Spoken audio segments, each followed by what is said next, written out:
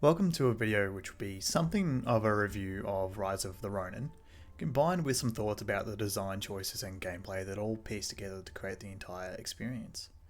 I need to lead this off by saying I am a massive Wo Long Fallen Dynasty fan. So much so that I got the platinum in that game. I even played it with the English voice acting and still loved it. If that doesn't tell you how much I obsessed over that game, I don't know what will. I'll now follow that up with the disclaimer that at the time of writing this script up, that I've never actually played the Neo games or Stranger of Paradise. So I would say that I'm more Wo Long pilled than Teen Ninja pilled. So those are my relevant qualifications as we head into my thoughts on Rise of the Ronin. And oh boy, do I have a lot of thoughts.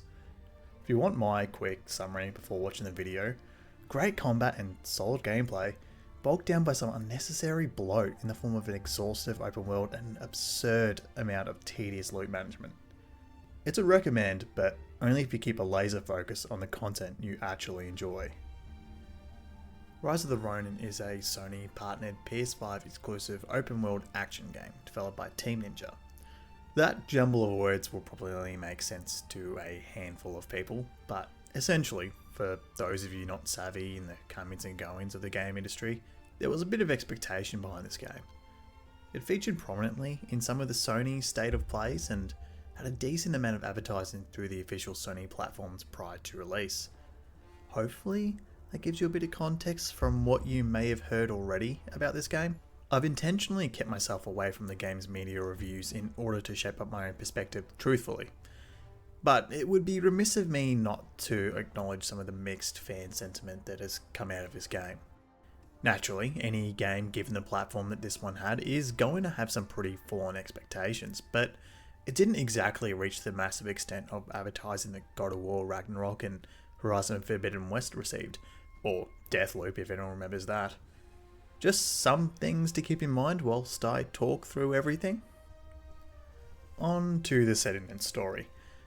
It's based in the waning years of the Edo period of Japan, just as the American black ships began their hostile negotiations with the traditionally isolationist Japan. This is when there were multiple vying interests to seize power within that country, and the player is placed squarely in the middle of all this evolving drama. Naturally, it does deviate from the actual historic past for obvious reasons, so it kind of takes a bit of an Assassin's Creed-y approach to history to allow the player to feel like they're playing an important role. I know that we recently had a remake of the Like a Dragon Ishin game, but honestly, I still give Rise of the Ronin full points for the choice of setting and time period. As someone raised within the Western cultural hemisphere, it was so fascinating to me to see all the different cultures, traditions, and social roles butting heads with each other. My favourite part of every historic game is looking at all the lore entries and that the developers provide us to allow myself to be educated on something I've never really had the chance to before.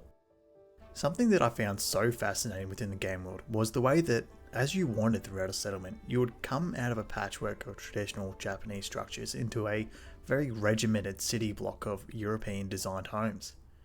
These were dotted throughout and reflected the ongoing story in the background of these Western nations gaining a stronger foothold within beautiful scenery. The developers tried to tell a lot of story through environmental storytelling, and I think they were successful in many instances. The story that you play through is serviceable, and does enough that it can within the constraints of the semi-historical setting. Truthfully, I'm not fully across the historical intricacies of this period and regrettably only have an understanding through my limited opportunity to learn within my education environment, but it seems like they are embellishing the roles of some people more so than what they were in reality, whilst also keeping the story along the same themes and lines as the original events. The story is very character focused, which works great for some intriguing and likeable characters, but also means that more forgettable ones suffer as a result of this. This is all tracked through a system where you form and build bonds with several of the characters in the game, each level of the bond providing more and more bonuses and unique voice lines. As a direct consequence of this, when big events happen and major character developments occurred within the story, I found myself genuinely engaged and impacted by what happens. Something that I feel like people haven't really brought up when discussing this game at all is its surprising attention to detail. This ranges from standard video game fare of people dodging as you ride past them a little too close for comfort, but it also has little touches. Like when it starts to rain, the NPCs that have been going about their day will scramble to get under cover, shielding themselves from the rain with whatever they happen to have on hand in that moment. Something else that I feel like I need to point out is how insanely detailed a lot of the cats are in this game, for some reason. Like, the dog's only got a couple sets of animations, but there is a decent roster of cat animations and variants. Someone on the team must have been a bit of a fan of the felines. This care for the little things is seen throughout the game. From the little tea sets that have been displayed within small homes, to the more extravagant display of luxury found within the entertainment districts. Wandering around and seeing NPCs all immersed in whatever their duty for the day was always interesting and engaging. I love the subtle touches of moving to a district dominated by the English, French or Americans, and the slow switch over to the types of NPCs that I would see, and the way that the world was presented in that way. It's almost like changing the lens of your glasses. I'm not really much a musical critic and wouldn't be able to tell you anything about a sheet of music except it's got a bunch of squiggly lines on it. With that in consideration, I don't necessarily think Rise of the Ronin has had many musical moments that really blew me away. The soundtrack does what it needs to do in order to immerse you in the time period, and I think that's all I expected it or wanted it to do. I will go on record and say that the sound design is pretty good though, if only for the satisfying noise the clinker your parries make. Honestly, how good a parry in a game is really just depends on how satisfying it feels to pull one off, and Rise of the Ronin will score nearly perfect points there. And now that all the housekeeping about the setting is out of the way, it's time to talk about the best part of the game, the combat. Oh man, this is good. Great, even. It might even be some of the best combat that I've ever played. And it hits the perfect balance of rewarding players who pay close attention versus players who just want to mash buttons and force their way through. I played a fair bit of this game on my PlayStation Portal, and I could totally get away with blocking and dodging, and then when I was on the PS5 itself, I could hit those perfect, satisfying parries. As a part of the game, there are several weapons that you can equip that all come with their own movesets. On top of that, each of these weapons all come with at least 3 martial arts styles that you can use whilst using these weapons, and then each of these martial arts styles come with unique powered up attacks. And the best part is, you can feel the variation in each of these so clearly. For example, I've spent a fair bit of my time using spears, and one style will have me keeping my distance and poking the enemy at range, where another will have me stepping around and making big sweeping swings. Both of these with own positives and negatives. Something else that I really loved about the way combat works is that the NPCs are surprisingly intelligent, and the animations that play out actually reflect this. Every boss fight certainly feels unique, and all the named enemies also feel like they have their own chosen fighting style. I was fighting someone who wielded 2 shorter blades, so would throw a shuriken, force me to block or parry, and then come in close and close the distance for some well-timed strikes that I would have to react to in short notice. Another time I fought an enemy with a greatsword that took longer to attack, so they would take their time and wait for me to make a move, where they would then step back and then strike whilst I was trying to finish my own attack. The boss fights manage to shine in a way that is refreshing, given the setting pits you against fighting humans, something that can be considered a departure from previous Team Ninja endeavours. Every named human fight felt unique, especially those littered throughout the story.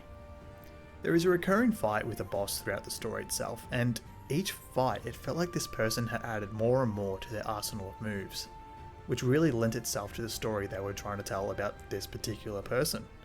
On the other hand, there is another recurring fight early on with a character that is established as a veteran and has honed their skills over years.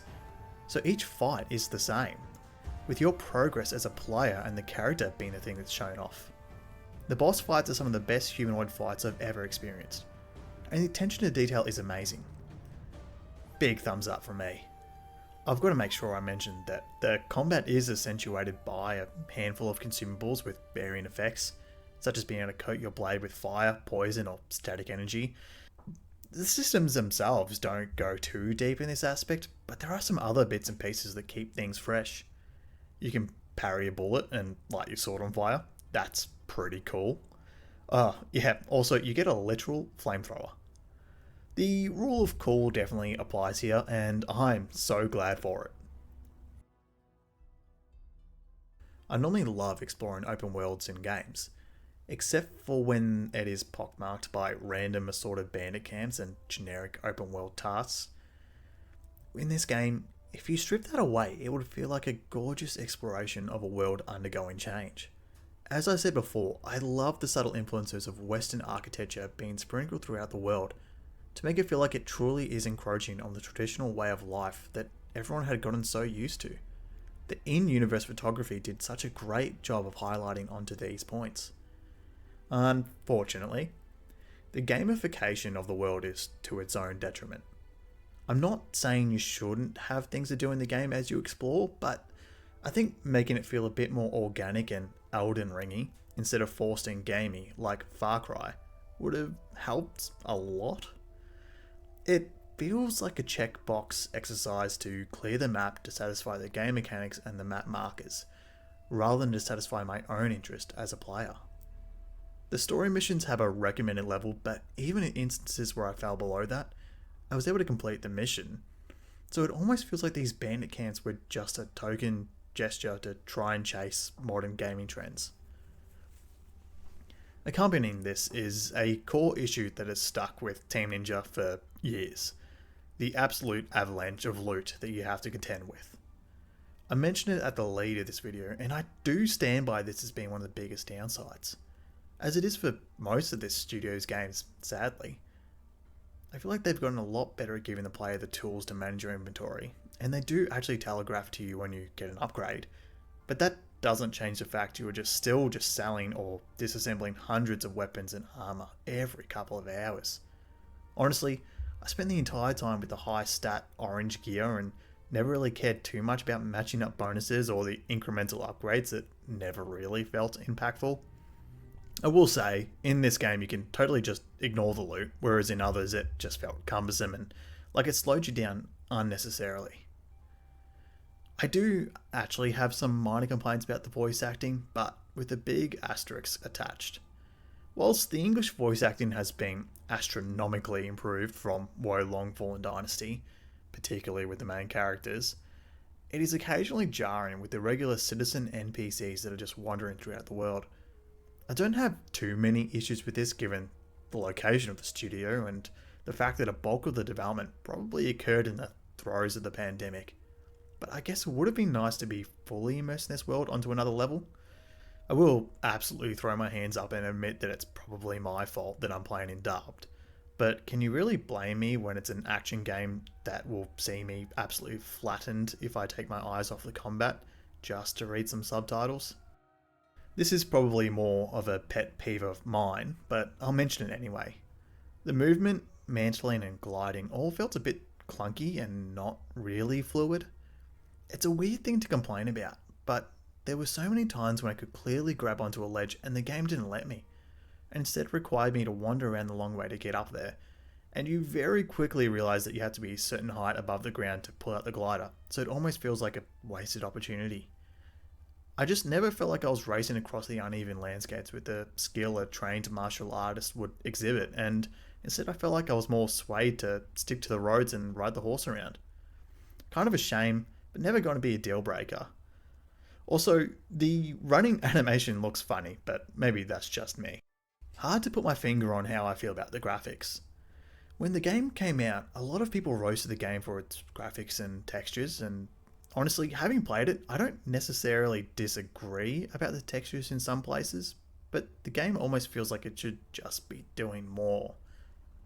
The main one that comes to mind is a mission around the middle of the game where you are grappling from boat to boat under the cover of night in the middle of a fireworks display.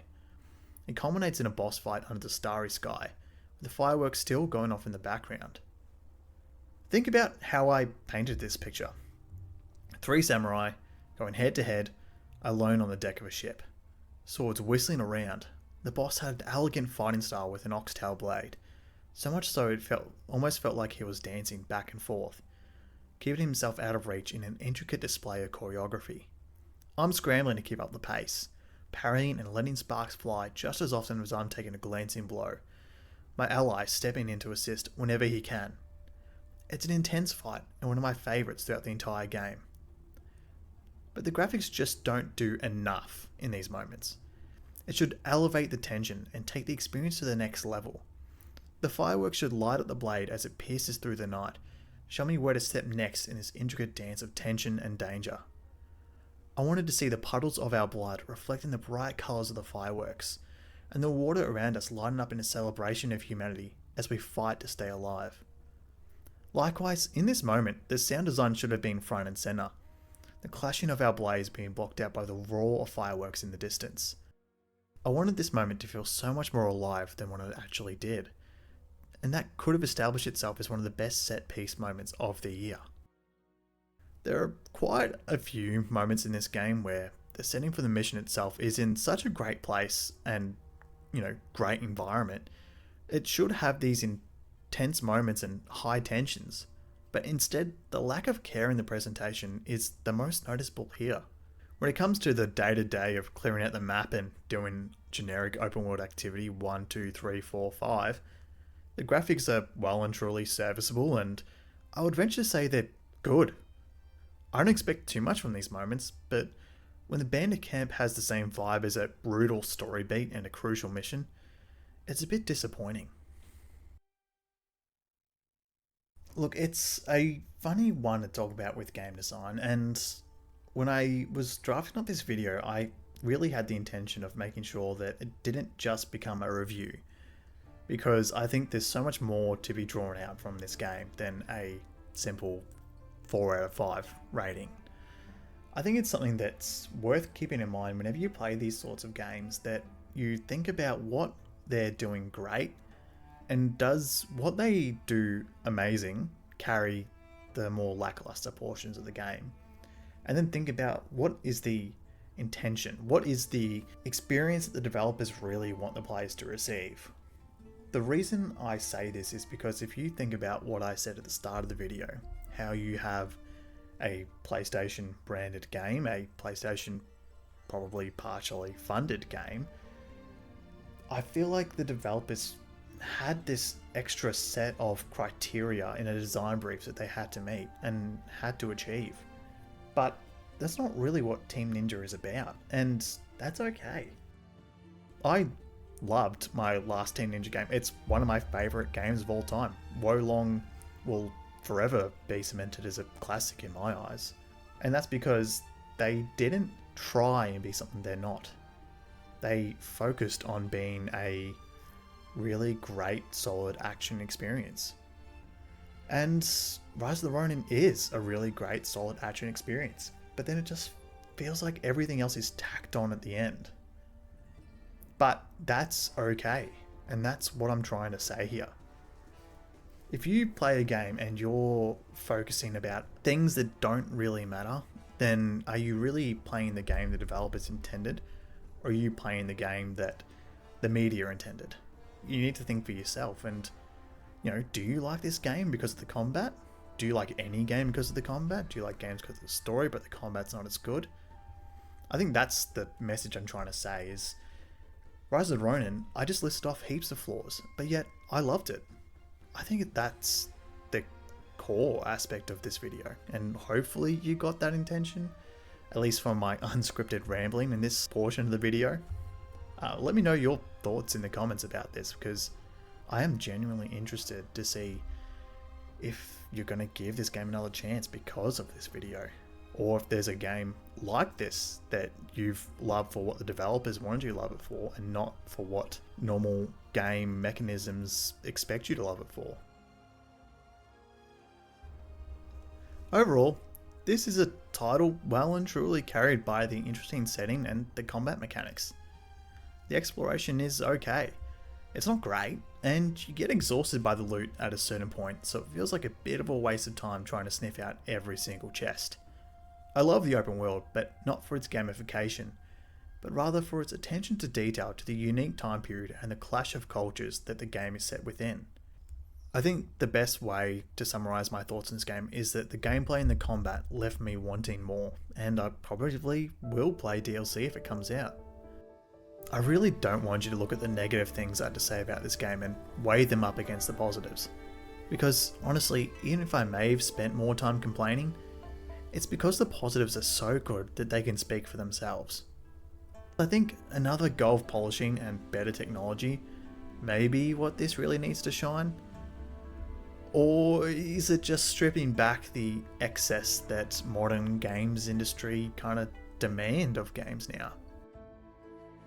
All in all, I do recommend this game to everyone in the action genre.